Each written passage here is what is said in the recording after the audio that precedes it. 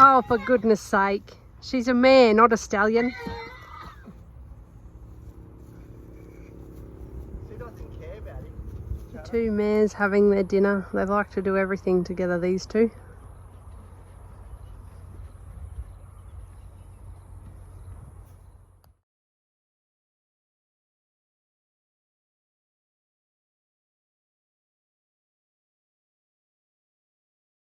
We have some very unfortunate news about Hope. We took her to the vet to look at her eye that was quite bad when we got her home, so the next day we took her off to the vet. And I've been reluctant to put this video out because it's not a happy ending, unfortunately. She's on some pretty strong painkillers at the moment because the injury is actually gone through her sinuses and into the brain, and there's a missing piece of bone that could be anywhere and could be a bit of a ticking time bomb. So unfortunately it's not as simple as removing the eye like we thought it was going to be, and the advice from two different vets is to put her to sleep, and I agree with that because I've seen the injury and it's not good, and if we did do the operation, there's a massive risk that she will end up with chronic sinus infection for about 5 years, and she's 23 now, so she may not even live through that, and that's very painful, and she'd have to have it all drained every couple of months, and you know, it's not worth putting her through all of that. Plus there's that bone that has been dislodged and could be anywhere, and if it decided to settle in the wrong spot, it could stop her heart, it could cause a stroke, it could cause all sorts of problems for her. So she's spending her last week with Faith because they've been together since they were foals, and it's very fortunate that we were able to, the owner contacted us and we were able to bring her home and back with Faith for her last week, and then we will put her to sleep. She's on some pain relief to stop the pain from causing too much of a problem. She has put weight on and she's doing really well. It's actually really quite sad that the injury just wasn't dealt with quickly enough. Had it been dealt with when it happened, which was about a month ago, it may have been okay. They would have been in front of the infection, so she wouldn't have had that risk of the recurring sinus infections, and the bone may still have been attached and they may have been able to fix it, but unfortunately these things happen. What I do want to say though is, if you notice that your horse is having trouble, whether it be, you know, a ulcer or something in the eye, get the vet straight away because you may be able to save the eye as well, but also, especially in this case where it's an injury, there might be a chance of saving the entire horse. So if you do notice something is wrong that you can't deal with, like we can deal with colic and we can deal with all sorts of, you know, normal horse illnesses, I guess, if they get sick. I mean, I rarely have a horse that colics. I think I've had two in my life, and I've had one that had an actual intestinal infection. We can deal with that. We can deal with Cushing's disease. We can deal with all those sorts of things, Queensland itch, on our own. We've dealt with it before and it's been successful. But when it comes to injuries like that, it's a bit like cutting your arm off. You go to emergency. So when there's an injury to the eye, that's a really, really important thing to get onto very quickly. Same with ulcers and anything like that in the eye, because they can go bad very quickly.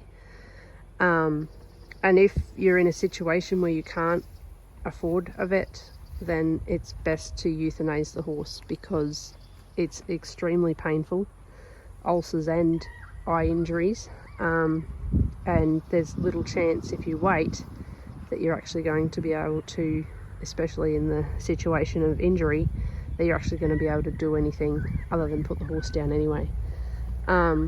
So yeah, that's kind of what is happening with Hope, unfortunately, because she's a lovely horse, really nice personality. She actually won about $4,000 in her racing career, and she's got a lovely temperament, very kind, very intelligent, all of that kind of stuff, but unfortunately her injury has the better of her, and it's kind of to put her on painkillers short term just so that she can have it done here, so that Faith understands what's going on as well, because they have been together, like I said, since they were foals.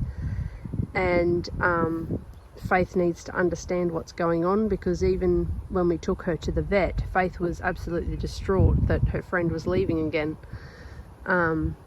So she needs to be able to say her final goodbye and understand that Hope is not alive anymore, so that she can grieve, because horses do grieve, and move on.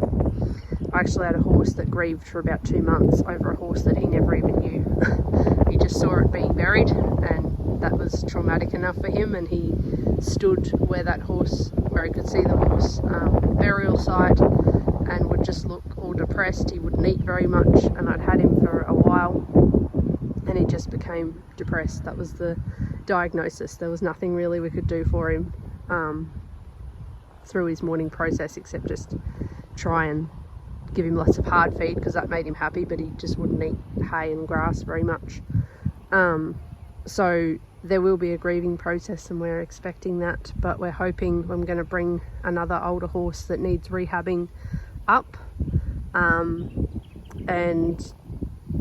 he can keep Faith company at least, because I don't like horses to be on their own. They don't like to be on their own either. And he can do his rehabbing at the same time. So that's a friend of mine's horse, not my horse. I will be looking for another horse once things settle down a bit, because, you know, it's actually not the cost of buying the horse that's the thing, and that's what people don't understand. When I was saying about we couldn't afford another one at the time when we bought Faith, it wasn't that we couldn't afford to buy the horse. It was actually that, you know, they need lots of care when they first come in. They need a vet check, they need their teeth done, they need their feet done, they need lots of feed, all that kind of stuff. You know, you're really outlaying a lot of money when you take on a horse that needs TLC, and so the cheap horse is never really the cheap horse. And so because we're on a fixed income, we have to be aware of that and have enough money to take on a horse and do all those things straight away. So that's why we couldn't afford another one at the time. We can't do the two at once, because it would just be too expensive to, you know, get everything done that they need done in order to improve worming and all that sort of stuff as well. So Faith has had everything done. She's got her last worming. We normally worm every 2 weeks for 6 weeks when they first come in, and then they can go in with horses after their second worming, because that's normally when they've all left, and then the third one just kind of cleans up anything that's left behind, and then they're normally pretty good for quite some time, because we keep the paddocks clean as possible, and there's no new horses that come in that haven't been wormed. So that's our program. And then if we end up with a worm burden for whatever reason, we have had a rescue that caused one before, we worm them again, obviously all of them, and then we actually give them a natural wormer for a month or so until that burden is cleared, because I find the natural wormers, although they don't kill everything all at once, they tend to kill over time, whereas the ivermectin that we use or the thimbendazole that we use kills very quickly, but it doesn't get everything. So it's a bit of a game with the parasite stuff, but that's what we do, and we found that to be very successful. Our horses across the road at the spelling paddock have 0 worm burden, where they did at least last time they were checked. So that's not counting, of course, the small strongyles that don't come out in the manure, but we do worm, I said before, with thimbendazole, you know, and that keeps that at bay anyway, so they should have no worms. So all of this is the initial costs, is what costs the money, rather than the horse itself. And then when you buy a horse that's healthy and going and all that kind of stuff, it might cost you from 2,000 to 30, 50, 60,000, 100,000. I don't know, you could pay anything for a horse, but you're not having that initial full-on rehab cost. And also, you know, a lot of people say that you can't afford to buy a horse because you're poor or whatever. That's not true if you kind of put the horse first. Because the costs are kind of normally, with a horse that doesn't need rehab, they're normally kind of spread apart. So you might spend, I don't know, $100 on food, probably more than that now actually, about $200 on food a month, but that's spread over that month, so you're sort of kind of spending it every couple of weeks instead of all at once. And then you've got your dental is only usually once a year or every 6 months depending on the age of the horse, and that's about $120 roughly for that.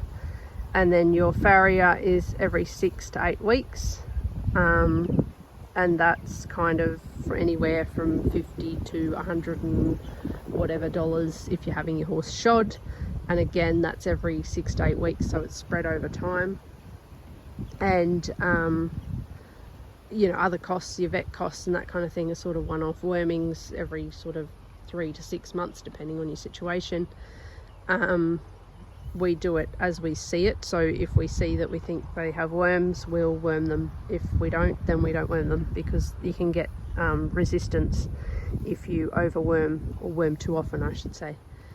And all those kind of costs are sort of spread over time. So if you have a fixed income, it's not too bad if you keep within your limits. We know what we can afford, so that's what we do. I also work as well, so that helps pay massive vet bills. But if you have a healthy horse, you really shouldn't need a vet bill. I think I actually haven't seen a vet for 5 years or so, since I had Nancy operated on, or actually I had her put down by the vet, but you know, Nancy was a dog, not a horse, because I just haven't needed one. So we can do the tetanus shots ourselves, so we don't need the vet for that, and all those kinds of things. So yeah, you can do horses on a shoestring budget and have them come up quite nicely. You can see the difference in Faith, especially because she's been here a month now, and she's really picked up. She's just got to kind of bulk up a bit now, really. She's kind of got top line and stuff happening, and the poverty lines are disappearing. It's just the ribs need to be covered now, so that shouldn't take too much longer, another couple of weeks, and she should be looking $1 million. And that's, you know, feeding twice a day and hay all the time. She's actually just walked away from the hay, but that's because it's boring hay now, it's not the lucerne anymore. But yeah, so, and Hope has put on weight as well despite her injuries, so that's pretty impressive. But unfortunately that's the sad news I have for you today. And yeah, so we'll keep you updated with Faith and how she's going, and hopefully a new one will come in to this place, and we can either rehab that one, or maybe it doesn't need it, it just needs training or whatever, I don't know. But yeah, that's where we're at. So thanks for keeping in contact, and I'm sorry to deliver bad news.